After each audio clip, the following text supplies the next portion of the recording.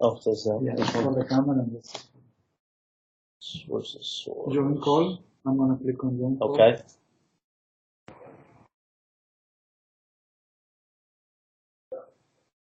Okay.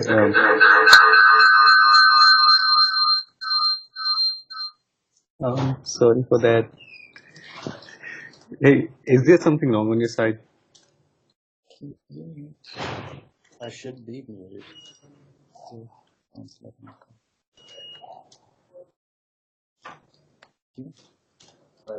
Okay.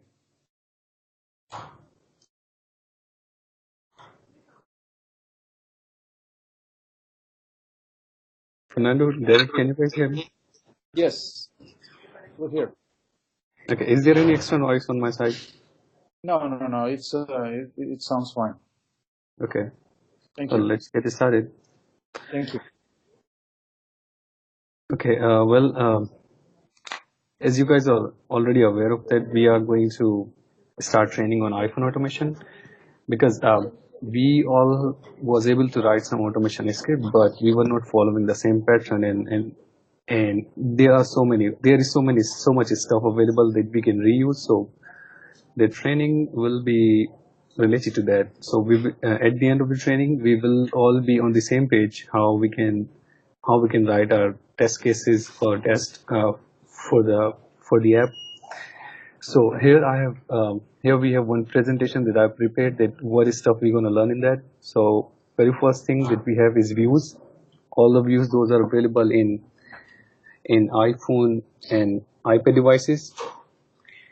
And after that, we will be talking about the app delegates method, view controller cycle, delegate and data source method. Well, the presentation that I have made is purely related with the mindset that what a QA should be know about before to write an automation script specific to iPhone. So this is very specific to us.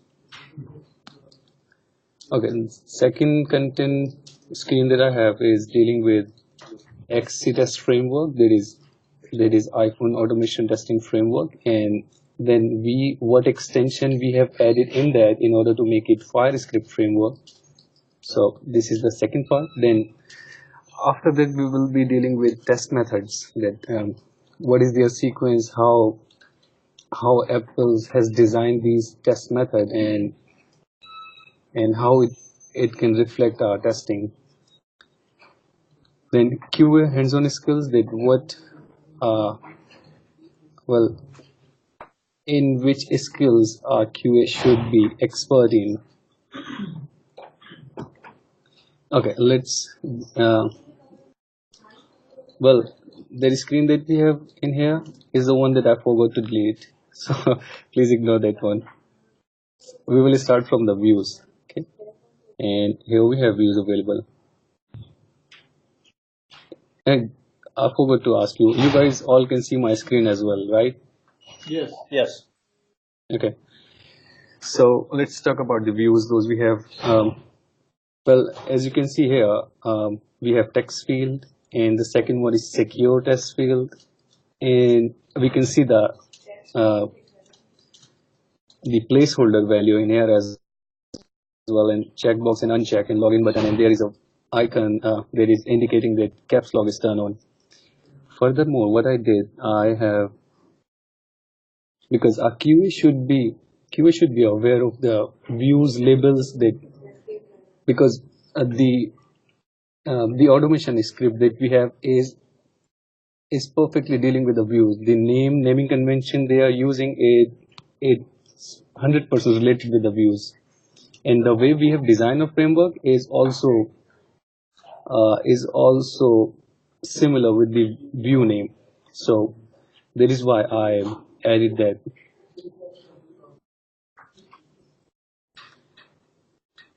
Well, most of us are developer. We have developed things, so we know that there are table views, collection views, and cells and labels inside the cells, and detailed disclosure icon, and ton of stuff we have in that. But and if you want your script to click on a particular tab item, so there is a method available in our script that says that click parts tab, and click setting tabs. So this is how we have designed this. And let's see. Well, this section that I have is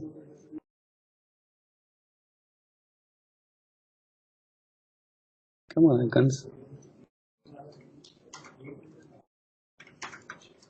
Yeah, that's better.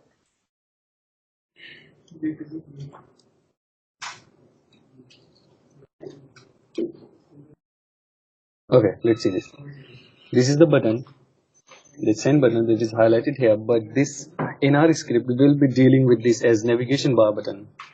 So if you will try to hit this by saying that click on button, it won't work. You will have to make it specify that click on this particular navigation bar item.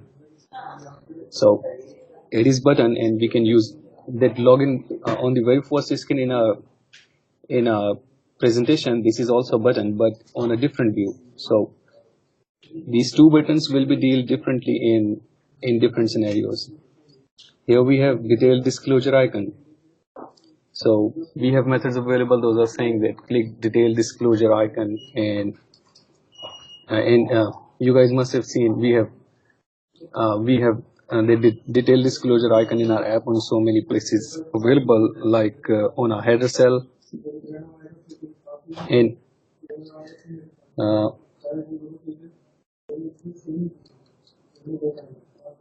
the second item that we have on the screen is the add button. So Apple also deal with this as add button. So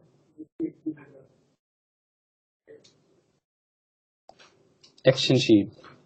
They guys changes the views in their every release. So last time we had if you what was the behavior last time? If you swipe from up to down, so they were populating one of the action sheet for us. Oh, sorry, I'm sorry. It was from bottom to up. They were populating action sheet. Now what they have done, it is from the right. It is from the right top. So this is how they are populating this sheet. And let me try some other things. Okay. Well, well, that particular screen that we have on screen also looks like a picker. So this looks like a customized picker that we have forcefully coded to appear from the bottom instead of showing this in a particular cell. Oh, we named the picker, and picker is here. So I'm sure most of us are very much aware of all the views, and when we will see that coding or script, so we will have better idea of that.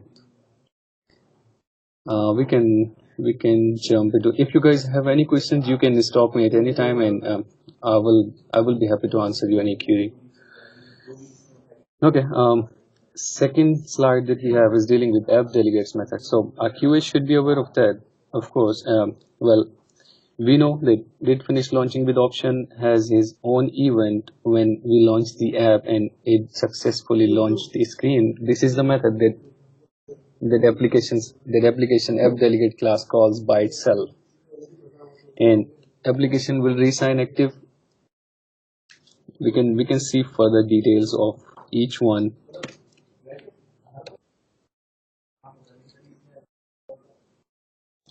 Because if a user get a phone call when he is using any of the app, so he expect that when his call ends, he expect that we will provide him his data back.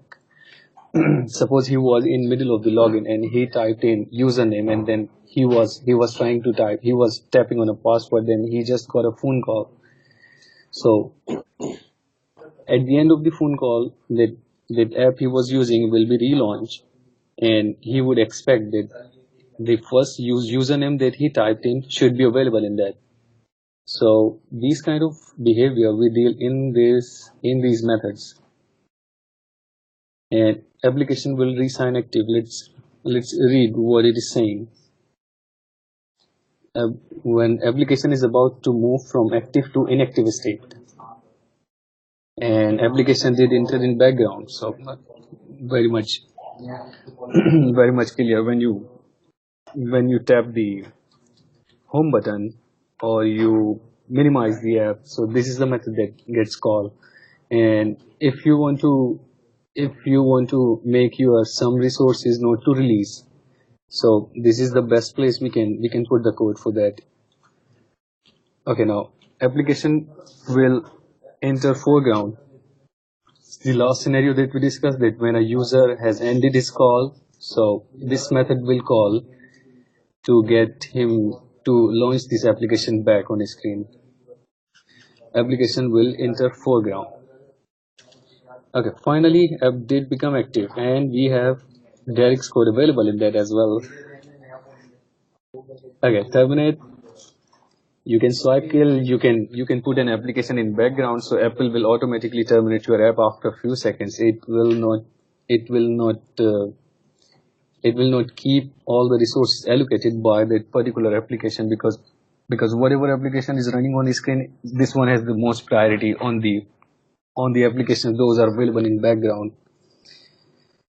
So if your app will be in background for more duration, so Apple will automatically release all the resources those were allocated by your application, and it will make your application terminate. But although when you will try to make it on screen on foreground, so it will reallocate all the resources. It looks like that it keeps a weak reference onto the resources just to get it back, or maybe it might be putting it into less priority queue. God knows and Apple knows what they are doing with this. Okay, well, I think these are all the delegates method, or we can also look into slide that if we have any more.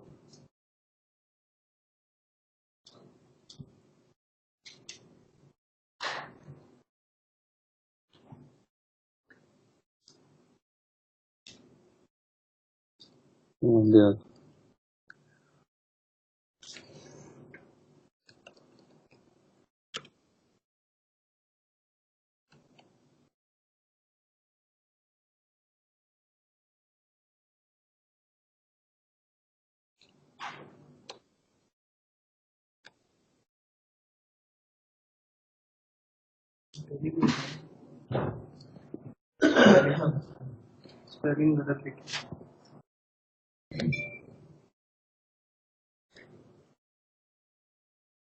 Okay, here we have all the methods available on Apple developer website. So we can also read the behavior from here. Like, look at this one. This one looks new.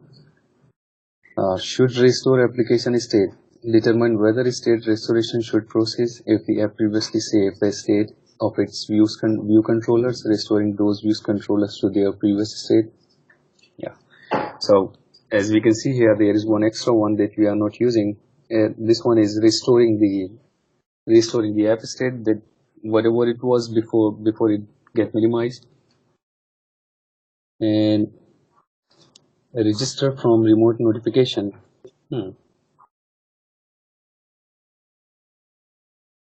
Okay, these are some states those every single application have: not running, inactive, active, background, suspended. And okay, we have nice looking cycle image as well: not running to inactive and inactive to active, and it might go in background, then from background it will go to suspend. So as you can see here, in between of active and suspend there is a background state. So you can't, it means that any application never go to suspend from directly from active. So there is a cycle that which defines that which methods get called when in different states of application.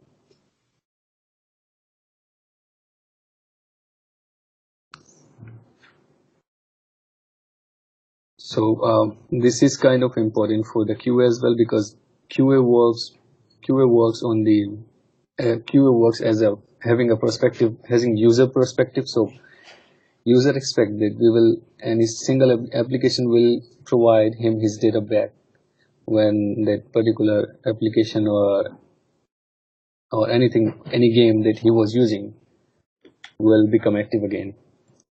Okay. Next slide that we have is dealing with view controller cycle and its methods. So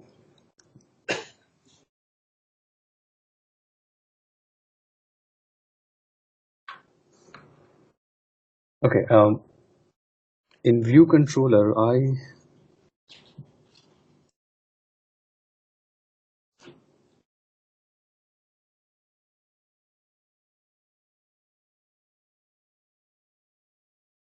okay, and we know that every single screen, well, we all are aware of MVC, model view controller. So particular screen that we have should have a view controller available. So all the code that we will do for that particular screen will be available in that view controller. And model classes, we can also create model classes like we are doing in a project. So that will be supportive, but that will support the view controller screen, but it won't be directly interacting with a view controller, but it will be supporting view controller screen. So by default, there are some methods. Those are link.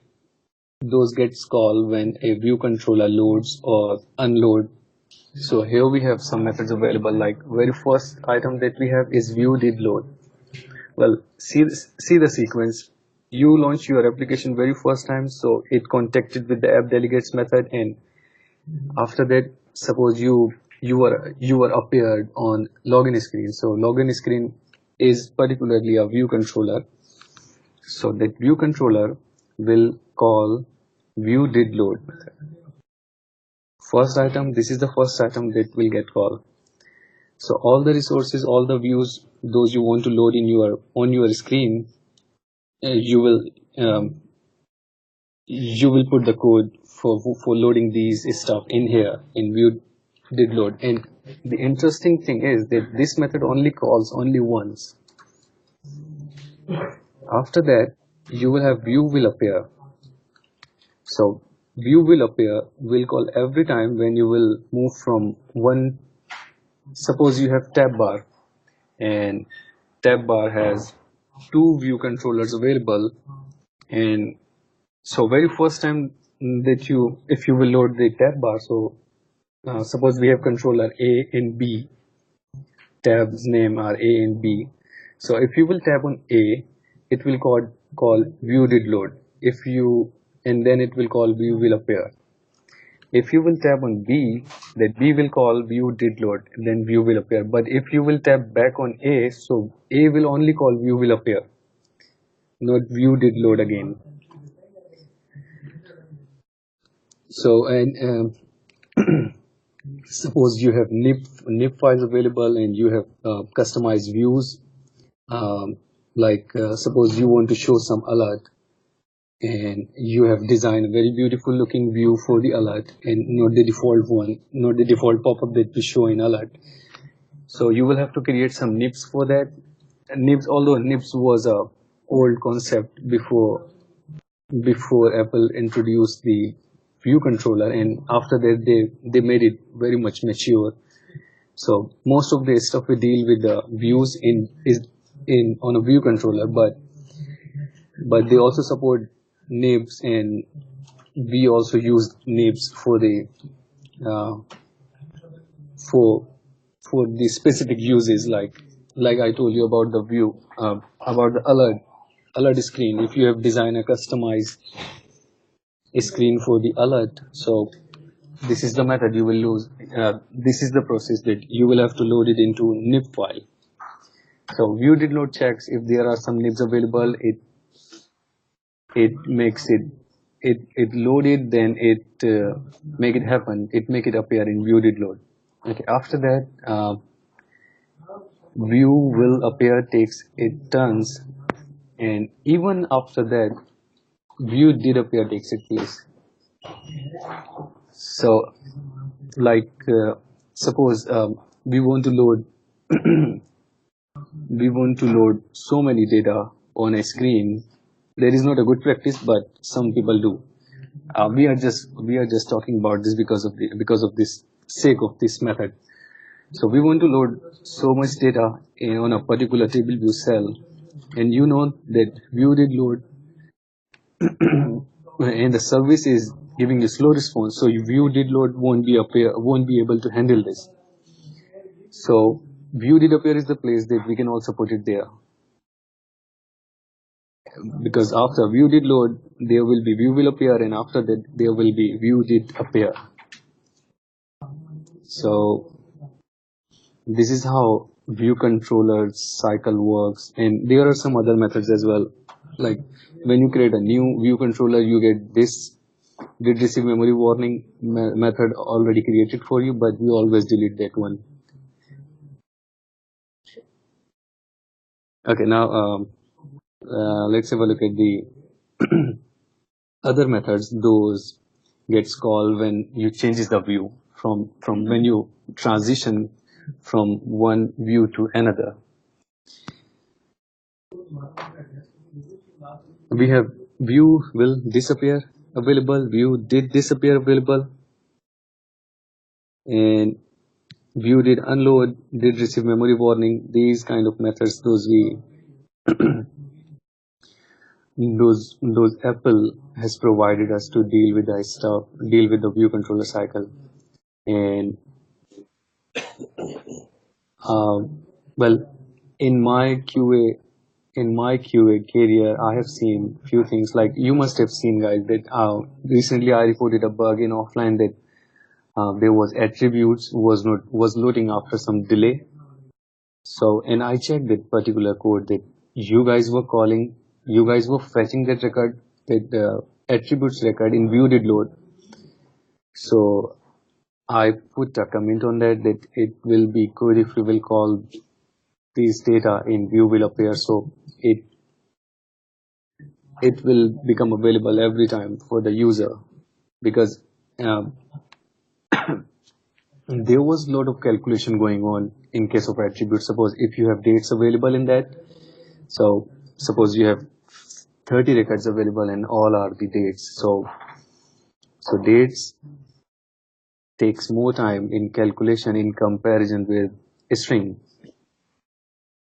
So in that case, these dates, attribute dates, was not loading. So I recommended that we can load this service data in view will appear instead of loading them into view did load.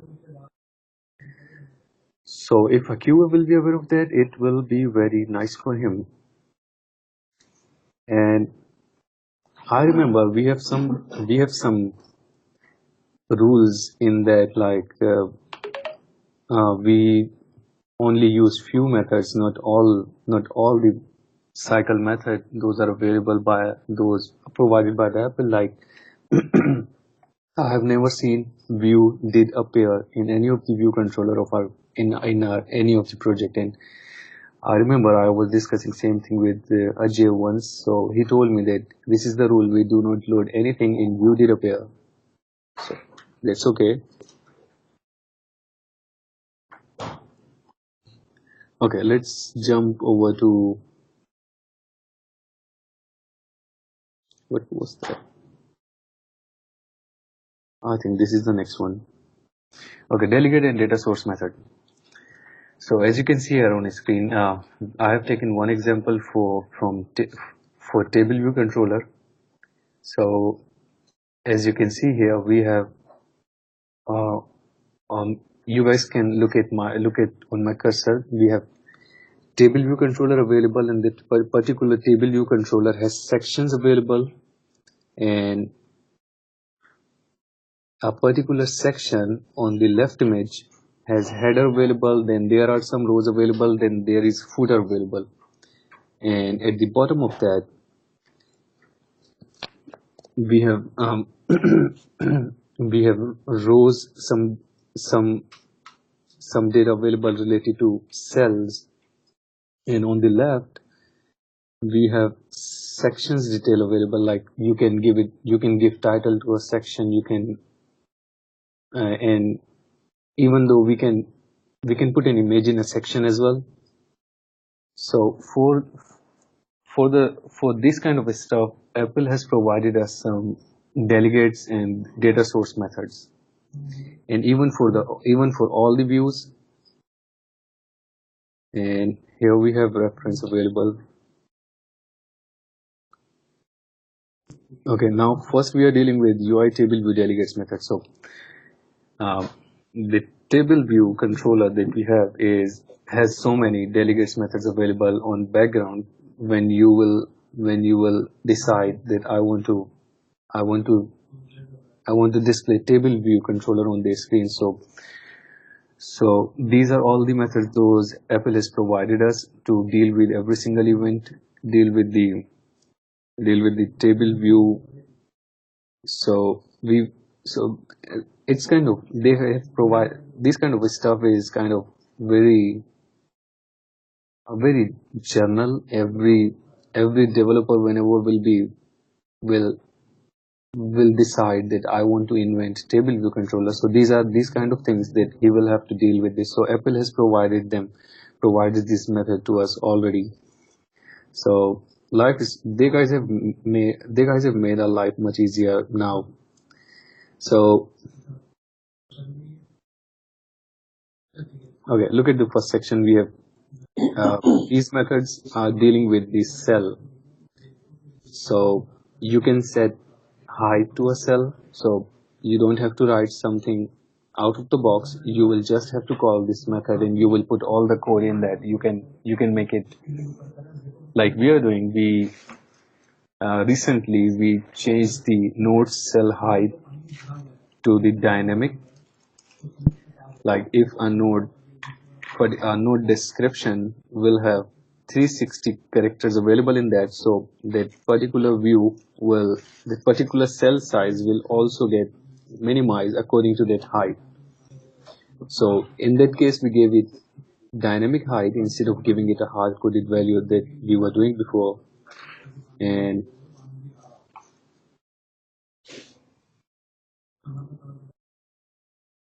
there are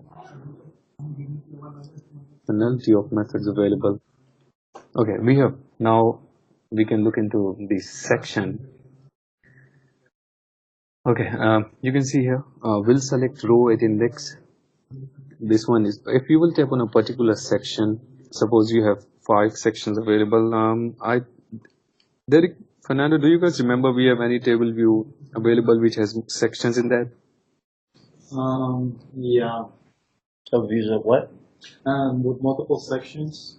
Yeah, what is it, auto inspection items? I think, it shows, the different, what is it, like, different inspection types. Yeah, I got it. I remember that. Okay, I got it. Let me find it.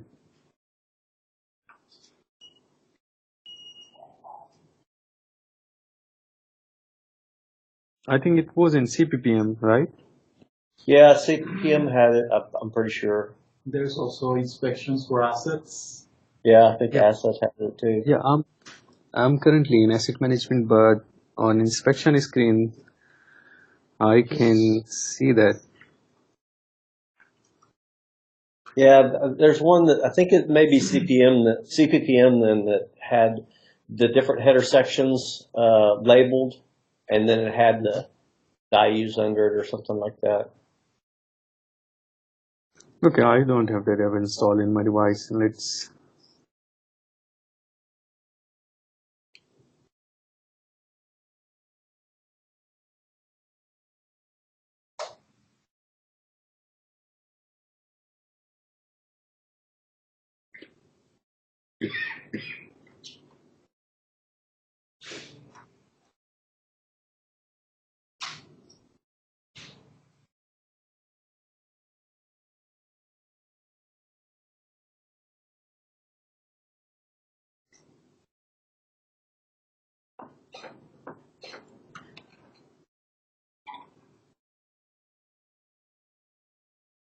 Okay, it's loading. Okay, we will discuss these sections when the CPPM will be launched. Meanwhile, we can see here. Okay, we have that particular. Let me also find the table view. Where are you? Okay, so we have that methods on screen. Those are dealing with table view cell. So as we can see here, we have table view available on screen, but and some methods, those are getting called on background. So if I will tap on a particular cell, in that case, it must have called did select row at index path, and before that, it must have called will select row at index path. So by doing that, did select row at index path, what we do, we send it, and we all know that these methods are sending notification to each other on the Apple end. So the way Apple has designed all these things, they are communicating with each other in terms of notification. They are sending notification to each other and they are giving response back, and this is how that particular screen is being appear on a screen. And okay, it must okay, I was telling you that it must have called did select row at index path.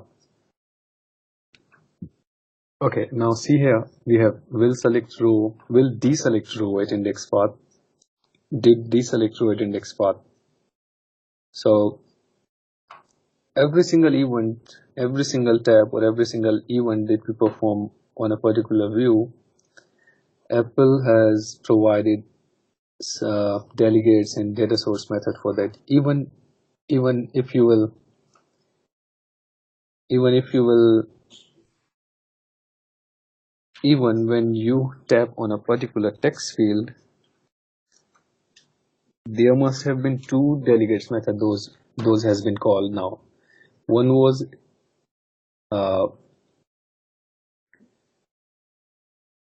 did select text view and will select text view.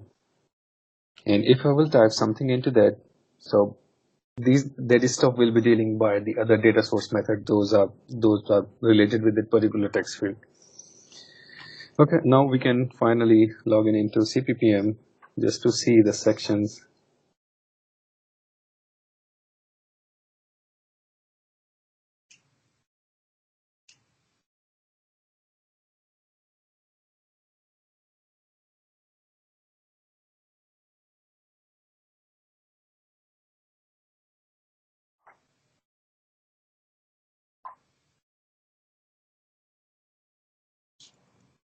Okay, here we have, and now I tapped on workflow and I don't see anything in here. Okay, here we have sections available. So as we can see here, this is the table view, but this table view also has that particular label available that is saying account transfer. And on the right, there is count available that is 2. So we gave this section, well, okay, let's have a look at the one which has more records available in that.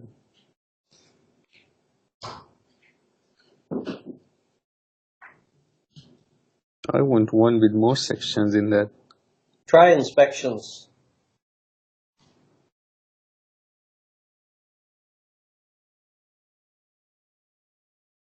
Inspections.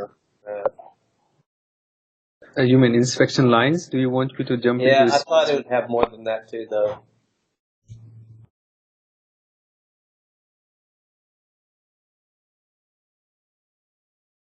You know what? Another one you could look at is the hierarchy in asset, because that shows the parent-child.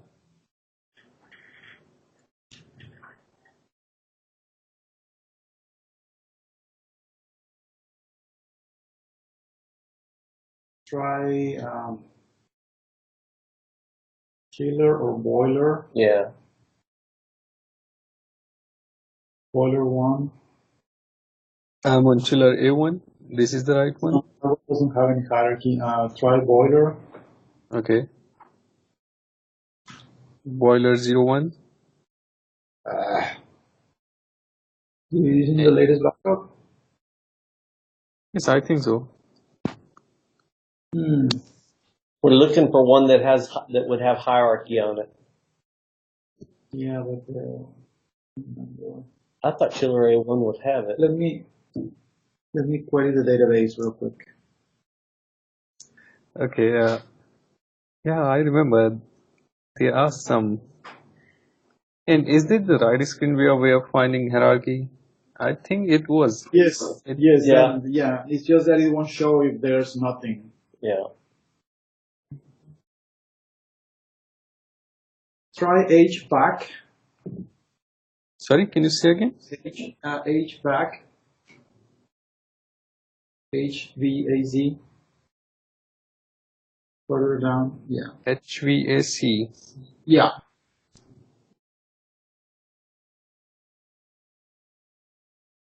Oh, I won't find it.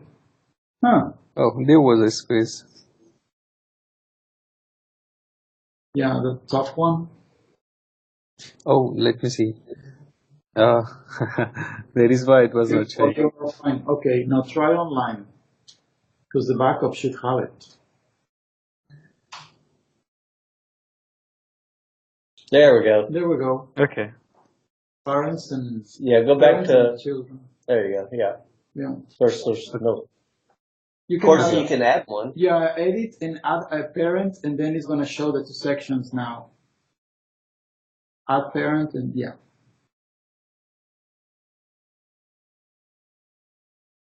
Yeah. And then back comes yeah. Okay. Yeah. That one. Here we have, thank you guys.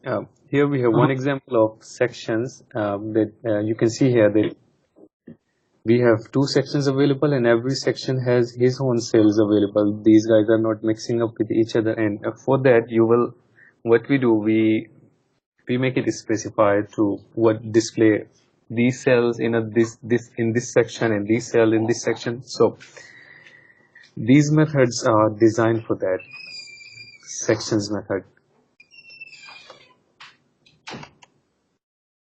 So as I said before, they guys have made coding very easier, very smoother, and great reusability as well. So if a QA person is seeing that there are two sections available in that, and particular section has different cells available, so what QA can try on that, QA can think like this, that this section, if I will make that particular section disappear from a screen, and I will load it back. So this method that swipe will call, what is the name of the method that we use to populate a cell? Self row. It should be in data source. I'm sorry, it should be in data source. Are you, the method to do what? To populate a cell. Oh, self-row at index? Self-row index. Yeah. Yeah. Okay. So a QA should have an idea that if a QA will make this cell disappear from a screen, and it will try to make it reappear, so there might be some labels, those will not load again. So this is a check that QA should do in his script as well, because we know that whatever is displayed on a screen, Apple is only allocating resources for the stuff that is available on a screen, not for the stuff that will display after load mode. So if I'm trying to make it disappear, and suppose there are 100 cells, and by making it scroll up, I have made 35 cells disappear from a screen. So Apple will make the resources deallocated from the cells those are not available on the screen. and those just got appeared on the screen, it will allocate the resources for those.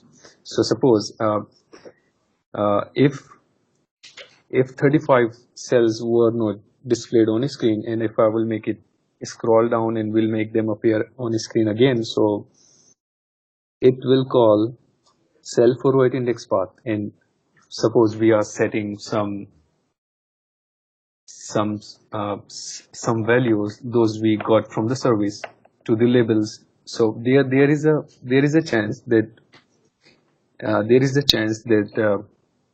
detailed description label will get set to empty, because we what we did, we just call all the resources to get allocate, and we set that particular variable to a new value. So this is how apples deal with table view cell. And the previous screen that we were looking at was dealing with the delegate method, like tap on cell, drag the cell, or tap on section, or delete a cell. No, not the delete one. And these are data source method. Those are actually populating values in your cells. Those are actually making your table view populated with the values, whatever values you are putting in. You can give it a simple array, you can get the response from the service, and you can make it display in your table view cell. So there are so many methods. You can definitely have a look at them one by one, and you can read description what they are dealing with. And we can jump over to next one, or we have 7 minutes left in a stand up call. So I'll try to make it happen little earlier. Okay.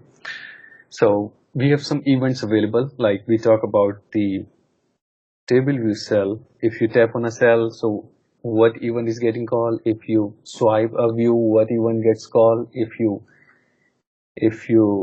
scroll up, if you scroll down, there are so many events available. Even though these events, those you are looking at on your screen, is only dealing with the buttons.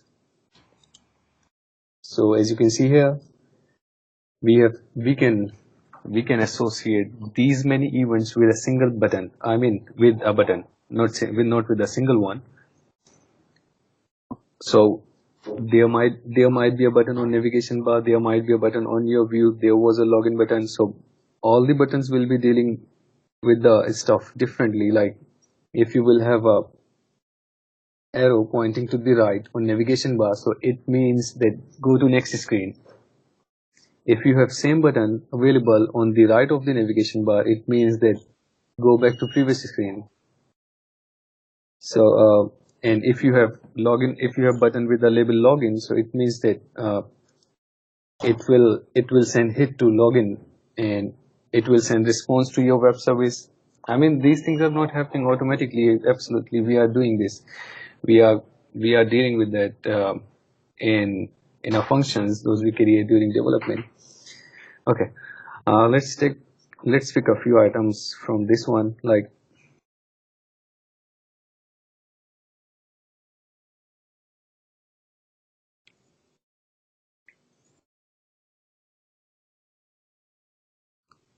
okay, let's see. Okay, let's deal with the sign out one. Okay, we have sign out button available, and mostly sign out, we have navigation bar button available on that, but and if it was a navigation item, default one, so it must have not signed out from the app. We have customized the behavior of that button, and we have changed changed this button behavior to something else from the navigation bar button item behavior. Okay, so look at this. If I'm going to tap on sign out and I will keep on holding on that. See, I did tap on sign out and it has turned into little gray. So this is the method that is getting called this time touchdown. And if I will make it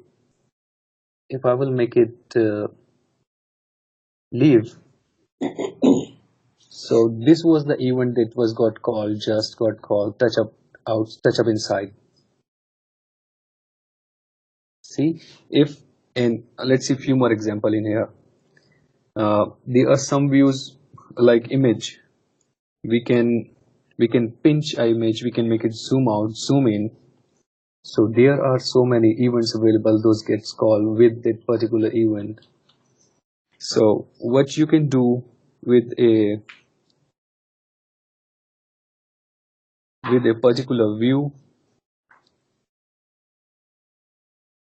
is kind of thing that QA should be aware of that. Oh, I don't have container, so pass set to something valid.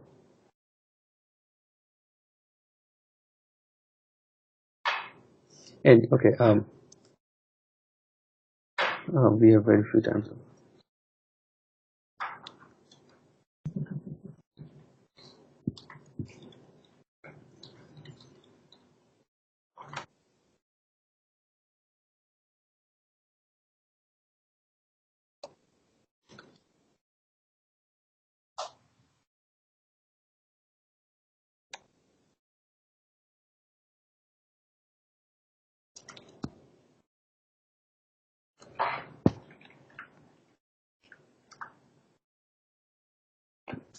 See, I just tapped on that image that I just uploaded, and what I can do now, I can make it zoom in, zoom out, and I can make it drag, swipe up, swipe down, so many things, so many events. Those I can make it call. Those I can indirectly. I mean that user is not aware of that which events Apple is calling, but QA should be aware of that if he will do swipe up, which method is getting called, how app is dealing with this particular swipe. It has been calling some methods on background, and similar to that, there are some events associated with every single view, every single action on a screen that a user does. Okay, guys, I think we can make it pause here. We will keep it continue from tomorrow, and we are just about to go for the stand up.